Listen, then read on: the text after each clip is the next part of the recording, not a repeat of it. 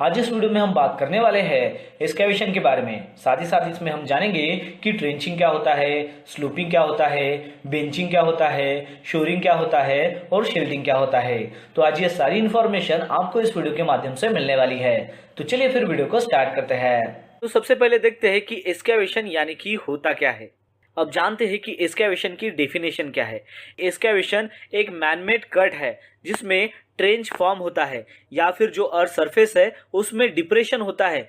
जब भी आप अर्थ को रिमूव करते हो, वो चाहे मैन्युअली करो या फिर किसी भी मशीनरीज का इस्तेमाल करके वो आप अर्थ रिमूवल कर सकते हो। मैनुअल एक्सकैवेशन यानी कि आदमी के जरिए वो अर्थ रिमूव करना, और मैकेनिकल एक्सकैवेशन यानी कि किसी भी मशीनरीज का इस्तेमाल करके अर्थ रिमूवल करना। एग्जाम्पल के तौर पर जैसे कि एक्सकैवेटर हो, जेसीपी हो, इसका इस्तेमाल अगर आप अर्थ रिमूवल के लिए करते हो तो वो मैकेनिकल एक्सकैवेशन में आता है।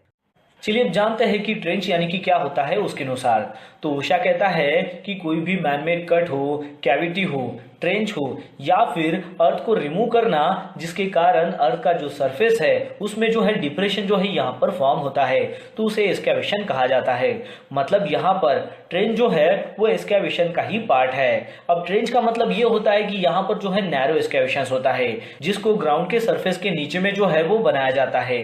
अब ट्रेंच में जो है उसकी गहराई जो है वो ज्यादा होती है कंपेयर टू उसकी चौड़ाई। अब ट्रेंचिंग का जो इस्तेमाल है वो वैरायटी ऑफ जो सिविल इंजीनियरिंग है उसके लिए किया जाता है। साथ ही साथ कंस्ट्रक्शन प्रोजेक्ट के ऊपर जो है इसको किया जाता है।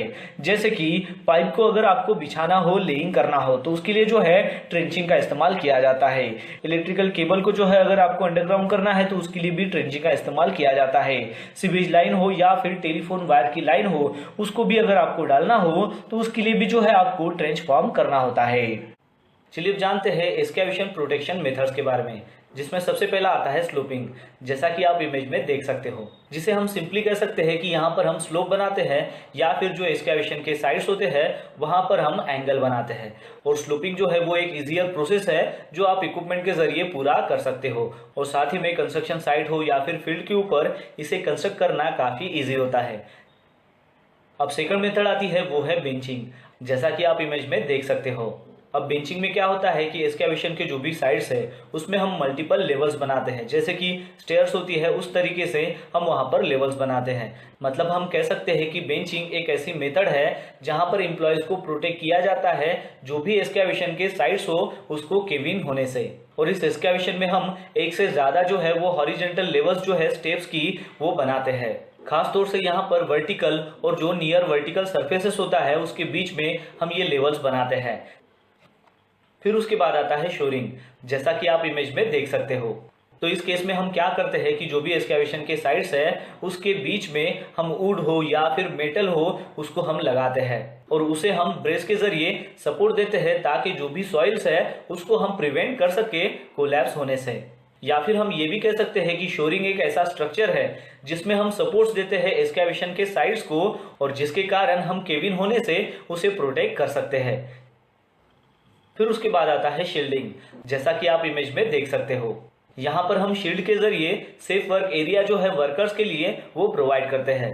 यानी कि हम वहां पर वर्कर के अराउंड में ऐसी स्पेस क्रिएट करते हैं ताकि वो वहां पर सेफली काम कर सके। और वो जो शील्ड है वो वर्कर लोगों को प्रोटेक्ट करती है ताकि उसमें कोई भी केविन ना हो या फिर कोई भी सॉइल कोलैप्स ना हो। तो दोस्तों आशा करता हूँ कि आपको इस वीडियो के माध्यम से पता चल गया होगा excavation, trench, shoring, benching, sloping और शील्डिंग इन सब का मतलब क्या होता है उसके बारे में। तो बस आज के लिए इतना ही, मिलता है नेक्स्ट वीडियो में एक नए टॉपिक के साथ में। तब तक के लिए टेक केयर, बाय बाय।